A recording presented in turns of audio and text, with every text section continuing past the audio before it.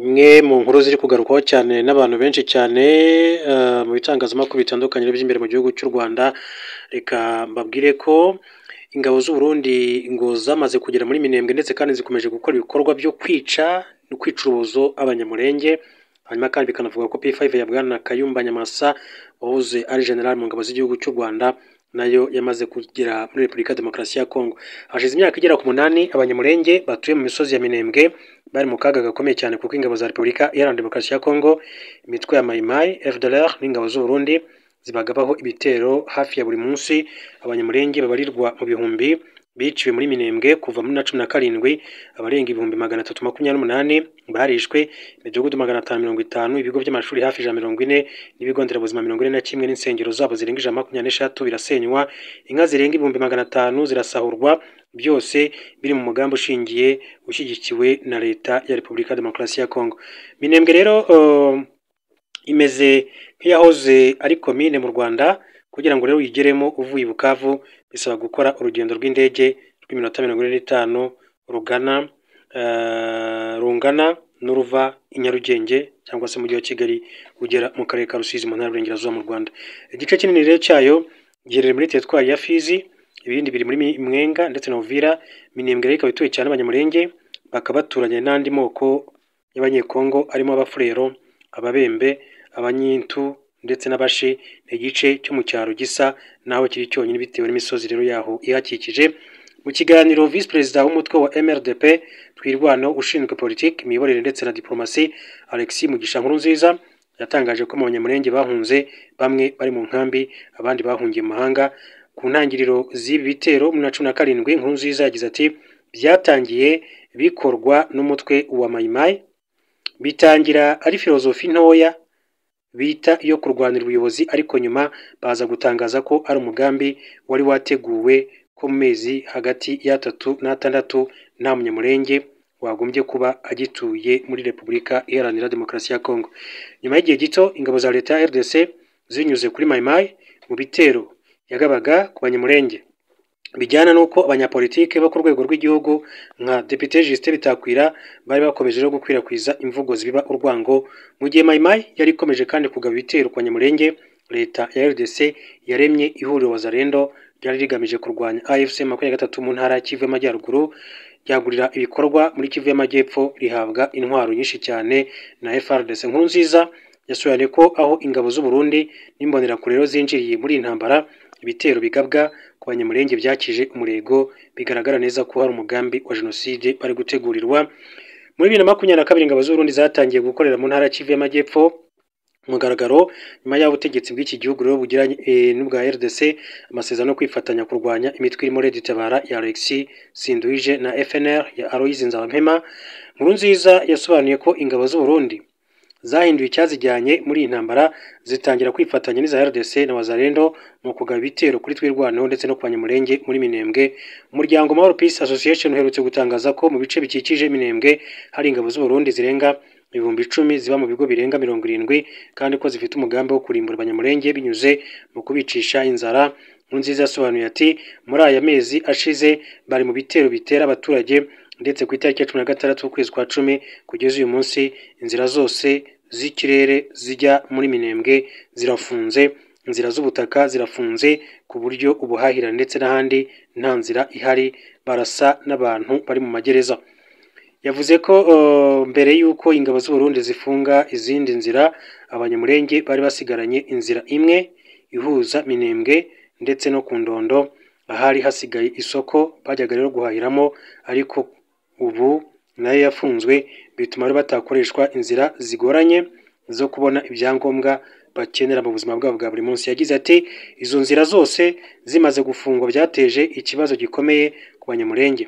Umufuka w'isukari waguraga amadolari 180 mu kwezi gushize wari ugeze ku madolari 600. Umunyu waguraga amadolari 25 ugeze ku madolari 150. Umuceri waguraga amadolari 50 ugeze ku madolari 150.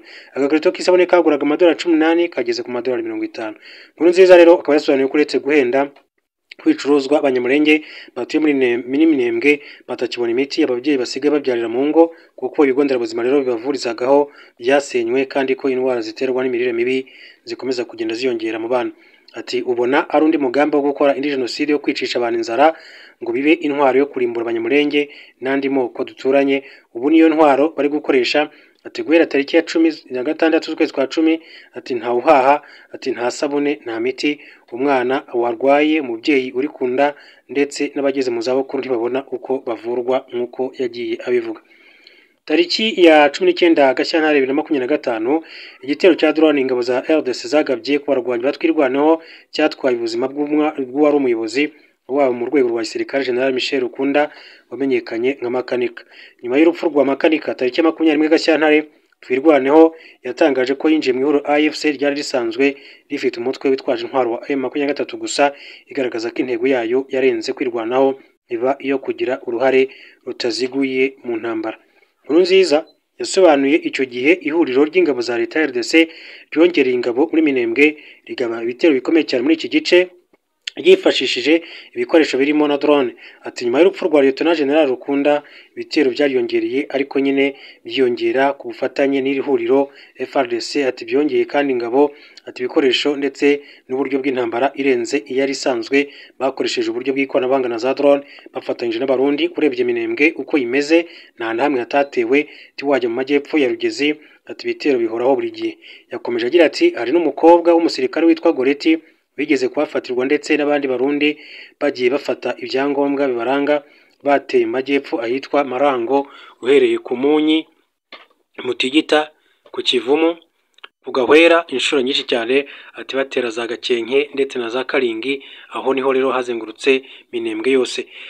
Yasobanuye ko mu Rurambo muri teritwari ya Uvira naho hatewe inshuro nyinshi cyane, kandi ko n'ubu mu bice byo muri Minembwe birimo Mikenke ndetse na Karinga yakomeje kugabwaho ibitero n'iri huriro ry'ingabo nk'uko yagiye bivuga.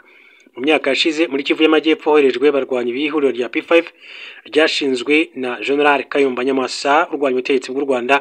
Bamwe mu barwanyi baryo barimo Major Habibu Mudatiro wari ushinzwe ibikorwa barashwe bagezwa mu butabera. Umutwe wa twirwaneho usobanura ko P5 yasubiye muri Kivu y'Amajyepfo wifashijwemo na leta y'u Burundi, ubu ikaba ifite umugambi wo guhungabanya umutekano w'u Rwanda no kwica abanyamulenge nk'uko abo bafatanya babigenza. Nkurunziza yasobanuye ko abarwanyi bake ba P5 bamaze kugera mu gace ka Bijombo muri Kivu y'Amajyepfo mu gihe abandi bakiri mu Burundi, kandi ko bambara impuzankano y'igisirikare cy'u Burundi. Ati amakuru ava mu nzego zizewe kandi ziyakurikirana umunsi ku wundi avuga ko ingabo za P5 atari nyinshi cyane ariko zitari nke zo kugira nabi. Ati ziri mu misozi miremire ariko zambaye impuzankano y'abarundi, izindi zikaba zitorezwa i Burundi. Vice Perezida wa MRDP twirwaneho yagaragaje ko ntako abanyamulenge batatakambiye amahanga kugira ngo batabare, ariko ntacyo yakoze, bityo ko rero batazemera gukomeza kwicwa, ahubwo ko bazakomeza kwirwanaho mu kurwana ku bundi bwoko bwugarijwe muri Repubulika Iharanira Demokarasi ya Kongo. Mbere ko twirwanaho rero ivuka, bamwe mu banyamulenge bari barashinze umutwe witwa Gumino wari ufite intego yo kurwanirira uburenganzira bwabo bwo kwitwa abanyekongo no kuguma muri RDC mu gihe bafatwaga nk'abanyamahanga. Kuva muri 17 abagize Gumino bari barimo umuyobozi wayo witwa Colonel Shyaka uzwi nka Nyamusaraba, bitandukanyije na bagenzi babo biyunga ku ihuriro ry'ingabo za leta ya RDC.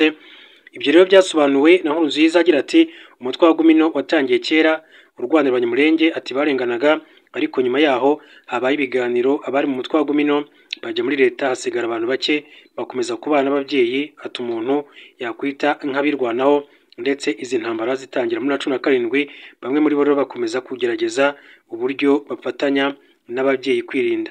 Nyuma ubutegetsi bwa Kongo binyuze muri FARDC ndetse n'abasirikare bamwe bo mu bwoko bwacu, ati bayobora Gumino, ati bayijyana gukorana n'indi mitwe yica abanyamulenge. Ati rero ntibibatera isoni kwitwa ko bari muri iri tsinda rya Wazalendo, ariko twirwaneho yo iriho kugira ngo rirengere abarengana bo mu bwoko bw'abanyamulenge n'andi moko yaba arengana. Nkurunziza yagaragaje ko uretse gukorana na Wazalendo na leta ya RDC, abayobozi muri Gumino nka Colonel Nyamusaraba na Munigantama banakorana na leta y'u Burundi ikanabacumbikira Bujumbura. Ati umuyobozi wa Gumino amaze igihe Burundi, yambukana n'ingabo z'u Burundi akagaruka n'ingabo z'u Burundi, nibo bamuha ibikoresho, ibyo bakora byose ati bakorana nabo. Ati ngiri igitandukaniro rya Gumino ndetse na twirwaneho nk'uko yakomeje kugenda abigarukaho muri rusange. Akaba rero navuga ko ari inkuru ibabaje cyane kuri abanyamulenge, umuntu yavuga ko bageramiwe mu by'ukuri amahanga ndetse n'imiryango ikwiye gutabara hakiri kare kugira ngo be gukomeza gukorerwa jenoside.